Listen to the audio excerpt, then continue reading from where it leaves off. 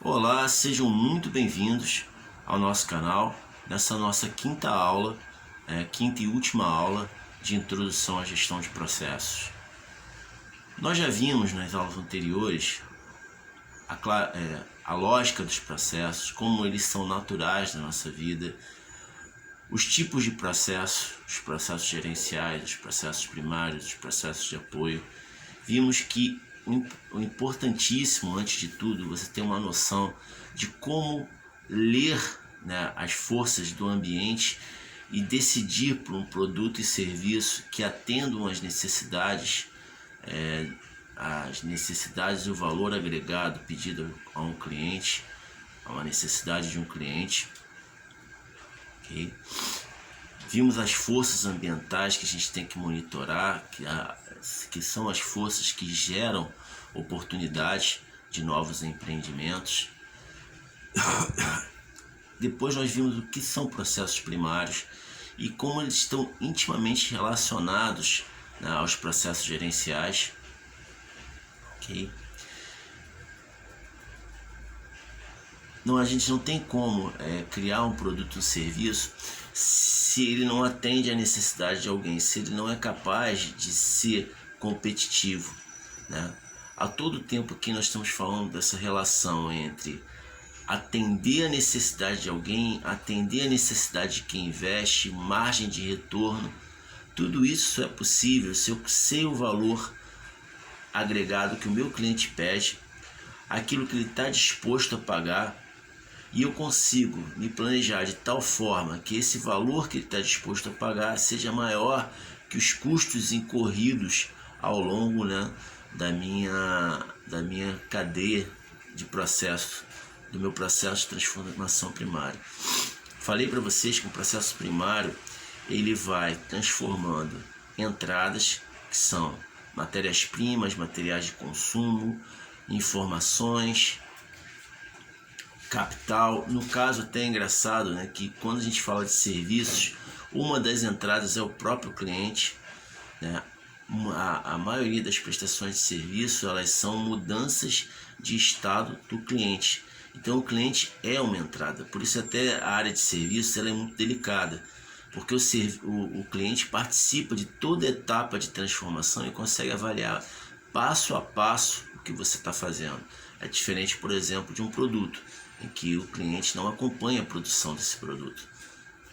E ao longo dessa cadeia produtiva, você vai tendo mudanças do estado inicial, eles vão se transformando, agregando valor de conhecimento e de custos, e ao final você tem um produto e serviço que tem o seu valor de transformação, que é um valor percebido pelo cliente, e os custos. Esse valor percebido pelo cliente menos os custos vai te dar uma margem de lucratividade, e essa margem de lucratividade ao longo do tempo deve se acumular de tal forma que pague o que você investiu e te dê um retorno, uma taxa de retorno relativa ao trabalho, ao risco que você está correndo naquela atividade, ok? Por isso, não é qualquer lucro, não é qualquer valor agregado, tudo isso tem que ser muito bem calculado num planejamento, que nós fazemos quando a gente está traçando a estratégia. No final, você vai gerar vários orçamentos, e esses orçamentos vão ser avaliados se esses investimentos que vão ser feitos na tua atividade empreendedora são capazes de dar esse retorno que você quer, ok? Então, os processos primários estão intimamente ligados aos processos gerenciais. Sem processo gerencial, sem essa capacidade de ler o ambiente e de propor o que o ambiente necessita, o que o cliente necessita, o produto único com a competência essencial que é difícil de imitar, ok? Sem aproveitar, sem monitorar as forças de mercado e o que elas estão mudando na cabeça do meu cliente, nas regras de competição, um empreendimento ele vai depender da sorte e essa sorte não vai durar muito, ok? É o que acontece, né? Geralmente dura no máximo 2 anos, ok? Com muita sorte você lança um produto, esse produto emplaca, mas com o passar do tempo, como você não sabe ler as forças ambientais do produto ou o serviço, acaba, né, se perdendo, e aí fatalmente as empresas fecham, ok? Então, fundamental os processos gerenciais para construir bons processos primários. Aí ficou faltando o que? Os processos de apoio. O que é um processo de apoio, gente? Processo de apoio é aquele em que a saída dele, né, o fruto do processamento, não é um produto ou serviço para venda. Ele é um serviço para o processo gerencial ou para o processo primário e até mesmo para o próprio processo de apoio, ok? Ele tem a geração de um serviço que é que fornece um dos elementos, né, dentro daquele diagrama de processos fundamental, mas ele não tem como objeto o que? Um produto ou serviço para venda, okay? Ele é uma prestação de serviço para o próprio processo primário ou para o processo gerencial ou para o próprio processo de apoio. Para ficar mais claro, né, vamos pegar uma área que é muito interessante para o aluno estudante de administração, que é a aula de gestão de pessoas ou gestão de recursos humanos, né? A famosa área de RH. Se a gente pegar, né, um processo, você vai ver que ele é o que? Saída, atividade do processamento, entradas. Para eu converter as entradas em saídas, eu preciso de quê? Recursos, ok? Máquinas, equipamentos, conhecimento. Agora, para que esses recursos, né, façam o que tem que fazer, eles precisam ser operados. Alguém tem que operar, alguém tem que fazer a análise, alguém tem que apertar, acionar a máquina, alguém tem que dirigir o carro, ok? É ali que entram as pessoas dentro da organização, ok? As pessoas na organização são operadores de recursos, ok? Operadores de recursos, tranquilo? A função de um motorista de caminhão é dirigir o caminhão, ok? A função de um operador de máquina é operar a máquina. A função de um engenheiro é, né, fazer cálculos de engenharia, né, da área que ele estiver trabalhando, ok? Agora, nota, esse operador de recursos, tá, ele não pode ser qualquer um. Ele tem que ter a capacidade de operar os recursos. Não é qualquer um que consegue fazer engenharia, não é qualquer um que trabalha na área jurídica, não é qualquer um que trabalha como administrador, não é qualquer um que trabalha como contador. Você tem que ter um pacote de variáveis que te habilitem a trabalhar ali, ok? E aí entra a área de recursos humanos. Por quê? Esse operador ele tem que ter 3 atributos para poder, né, operar os recursos da empresa. Ele precisa de conhecimento, ok? Conhecimento é o que? A formação da pessoa, né? A formação que garante que aquela pessoa tenha aquele conjunto de conhecimentos que possam fazer aquela determinada atividade. Só que o conhecimento não basta. Ele tem que ter também o que? A habilidade. A habilidade é o conhecimento aplicado, é a capacidade de você colocar o seu conhecimento aplicado àquela situação, ok? É a capacidade de fazer, né? Às vezes a gente tem uma pessoa que lê muito, estuda muito, mas não tem as habilidades físicas, as habilidades, outros tipos de inteligência, né? Porque você tem vários tipos de inteligência que habilitam a pessoa a fazer alguma coisa. Por exemplo, às vezes a pessoa quer trabalhar em determinada área que exige uma inteligência interpessoal, né? A capacidade de conviver e influenciar pessoas. E o que a pessoa não tem, né? Isso é muito comum em cargos de chefia. O cara foi o melhor aluno da faculdade, só que ele não sabe lidar com pessoas, ele não tem uma boa articulação, ele não sabe se colocar no lugar do outro, okay? Mas ele foi escolhido para ser chefe pelos conhecimentos que tem. Geralmente são chefes autocráticos, chefes que mandam, chefes que não têm empatia nenhuma, e geralmente no final as equipes dele estão destroçadas. Okay? Ele acaba não tendo um bom desempenho porque ninguém, né, tá mais a fim de trabalhar com ele. Essa falha é uma falha de quê? De você traçar o perfil, a gente chama isso de desenho de cargos e funções, para ocupar aquela vaga de operador daquele recurso. E aí entra o quê? A área de recursos humanos, né? A função RH ou função gestão de pessoas, né? Que são um conjunto de processos que vão fazer, né, seleção, treinamento, capacitação, okay? Avaliação de desempenho, políticas motivacionais, porque o ser humano ele não é gerenciado, ele é motivado, então você tem que ter um pacote de benefícios, né? Benefícios ligados a desempenho, ok?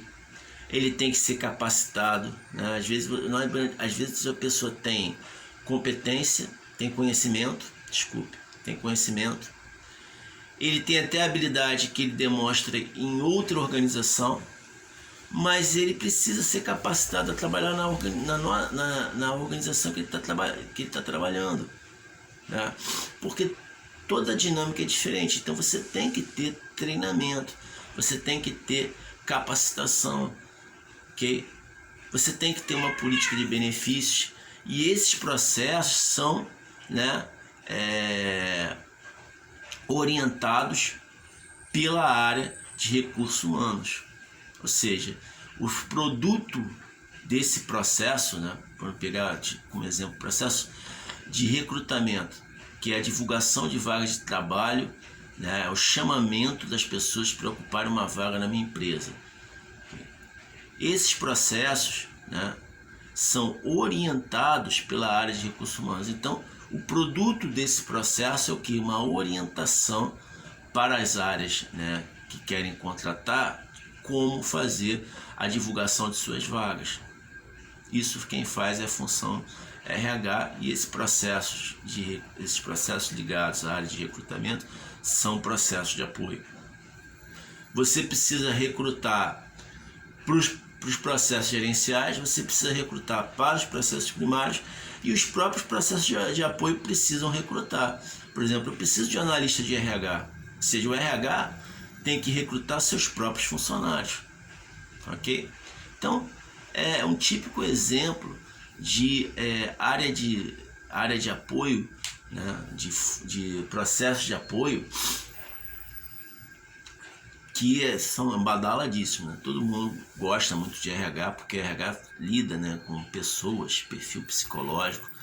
Então, né, é uma área mais light da administração, ok? Então, né, vamos completar o nosso ciclo. Primeiro processo que é estruturado é o processo gerencial. A primeira coisa que você tem que fazer é desenhar a forma com que você vai, né, coletar informações do teu ambiente. Diga, o que está acontecendo no meu ambiente? Quem é meu cliente? Qual é o perfil desse cliente, né? Faixa etária, faixa social, hábitos culturais, ok? Depois eu vou verificar aqui quem atende esse cliente atualmente, quem é o meu concorrente, qual é o produto que ele oferece, quais são os atributos, quais são as forças daquelas empresas que estão ali, quais são as fraquezas, ok? Depois eu vou avaliar o que? O ambiente. O que está acontecendo em termos de tecnologia, o que está acontecendo em termos de governo, as novas normas governamentais, como é que está o perfil econômico da região que eu quero trabalhar e do Brasil como um todo, mais foco na região. Okay? A gente tem que entender, às vezes o Brasil está em crise, mas aquele mercado ali naquela região que eu quero me estipular não está, né? Tá havendo uma contramão, acontece muito, ok? E por fim, o que está acontecendo no panorama socioeconômico? A gente está vivendo um momento de uma profunda crise, né, que está abalando a nossa cultura, que é a pandemia da Covid-19. Isso está causando uma revolução na cabeça das pessoas, na cultura das pessoas, nos hábitos das pessoas. E você pode ter certeza que nisso aí surgem oportunidades. Basta que você entenda, né, esse panorama, como ele está afetando a cabeça do cliente e tenha um insight, uma ideia para atender essa nova demanda. Se você conseguir isso, se você conseguir projetar isso, ter uma ideia e chegar primeiro no mercado, você vai ter uma baita oportunidade de criar o que? Né? A sua competência essencial, a sua exclusividade. Ok? Então eu tenho que saber de onde eu coleto as informações, lembrando sempre, tá, que existem fontes de informação que são confiáveis, né? Estudos estatísticos, pesquisas de marketing, né? Você faz pesquisas de mercado, você tem várias formas de coletar dados e fazer processamento de dados pesados, mas como eu digo, né? Quanto mais confiável é a fonte, mais cara ela é. E detalhe, muitas vezes as oportunidades são rápidas. Você tem que rapidamente, né, observar o fato e, né, criar o produto, o serviço, criar a estrutura para poder aproveitar a oportunidade. Então, às vezes, nem dá tempo de fazer isso. Então, você tem outras fontes, observação, né, uma coleta de dados mais restrita, um bate-papo, cara. Um bate-papo com as pessoas do local, às vezes são fontes de informação poderosíssimas. Só que, lembre-se que essas coletas de dados através de observação, elas são muito qualitativas, não são quantitativas, né? Com isso, o risco que você está correndo é maior. Conclusão: risco maior, investimento menor. Okay? Eu sou fã do sempre investimento menor. Quer criar alguma coisa? Começa pequenininho, né? Ao invés de abrir a lanchonete, abre a carrocinha, né? Abre o quiosque. Ao invés de abrir o restaurante, abre o quiosque. Verifica se a ideia é interessante, verifica a aceitação da ideia, vai crescendo conforme cresce o quê? O seu poder de investimento, o seu conhecimento, né? Vai agregando conhecimento e vai crescendo, né? Assim você vai ter uma base estruturada. Se não der certo, você não perdeu muita coisa. Eu sou um fã adepto de opções simples de empreendimento, ok? Quando cresce muito, você já começa a se aborrecer. E se você nascer grande, aí Deus me livre. Aí você, principalmente se você não tendo conhecimento administrativo, você já vai se aborrecer, né? Sem conhecimento administrativo, você vai falir. Vai nem saber o que te acertou, a placa do caminhão que te acertou, tá ok? Então nota, o fruto do processo gerencial vai definir o que?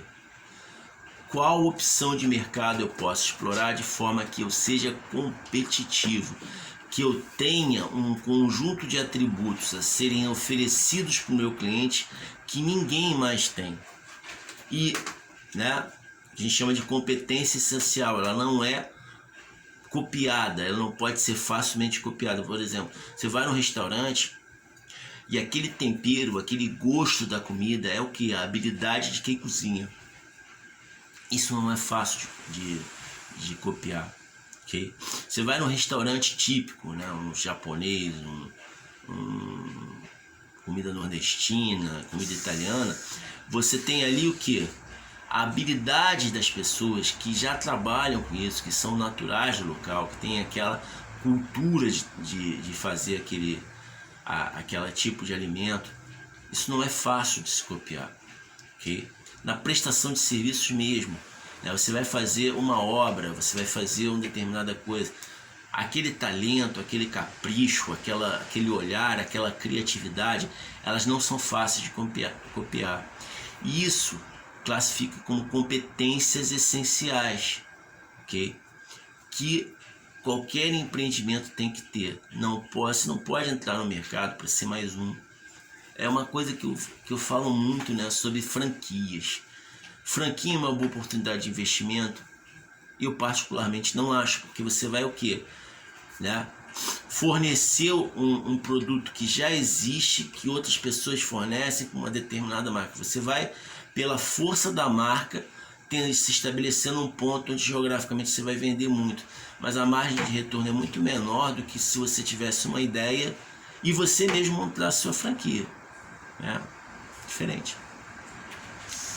Então, entendi qual produto ou serviço meu cliente quer, eu vou criar a cadeia de valor que agrega, né, em cada atividade de transformação, custo e conhecimento, até o que, né, ter o meu produto final ou o meu serviço que vai atender o meu cliente. Ele vai pagar, né, o preço justo, o preço que ele considera justo, e esse preço que ele considera justo é o preço que o que vai ser maior que o meu custo e vai me dar a margem de retorno, que a gente chama de lucro, né? A margem de contribuição, que a gente chama de lucro, que é capaz de quê?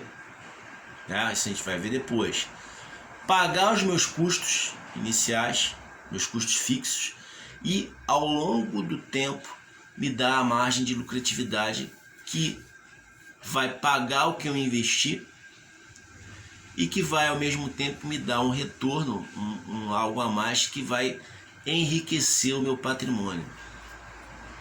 Considerando uma taxa, a gente tem que sempre pensar nisso, uma taxa que é maior do que as outras oportunidades de investimento que tem menor risco. Falei, não tem menor sentido você ter uma empresa que dá como retorno a taxa Selic. Por quê? Porque a taxa Selic é a remuneração dos títulos da dívida pública, que são os títulos menos arriscados do mercado.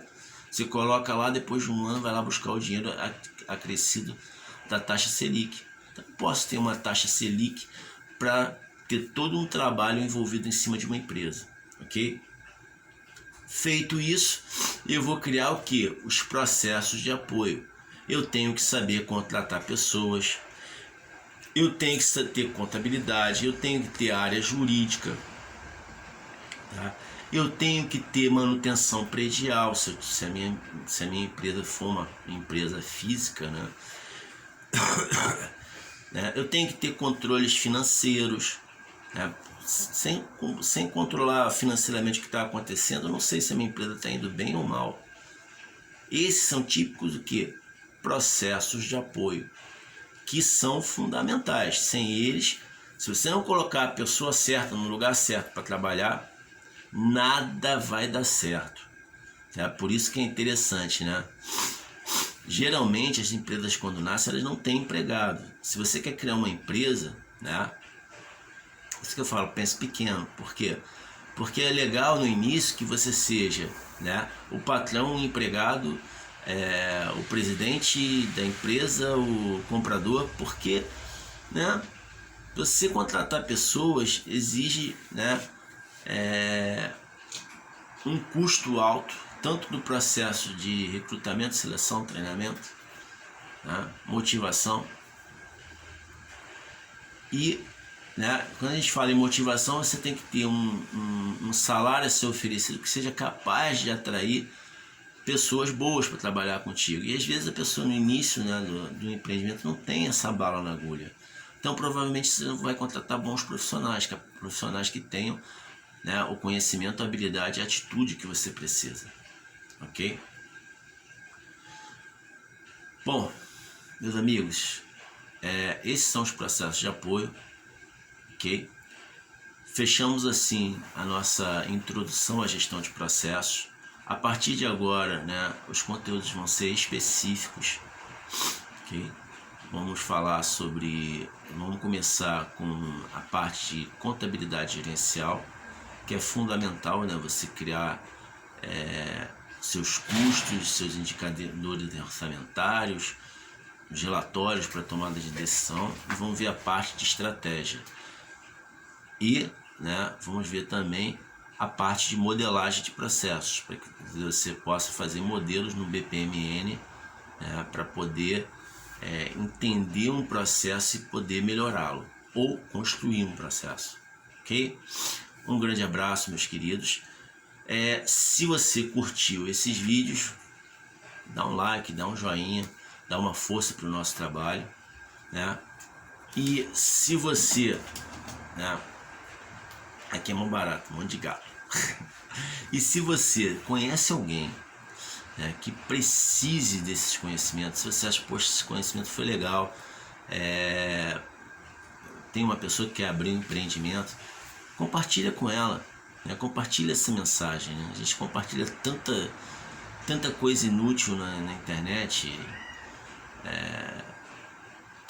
tantas mensagens às vezes que não tem muito a ver, né?